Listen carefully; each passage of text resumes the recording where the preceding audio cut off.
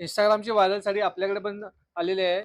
Market price तर तुम्हाला माहितीच आहे. आपण मार्केट प्राइसला कम्पेअर नाही करत. ही साडी आपण डायरेक्ट आपल्या फॉलोअर्ससाठी आणि शॉपवरती 799 रुपयाला देतोय. एक साडी आता तुम्हाला उघडून दाखवतो. क्वालिटी अतिशय सुंदर आहे ना, प्युअर हेवी जर आहे ना याची. साडीचं काम बघा किती सुंदर आहे याचं.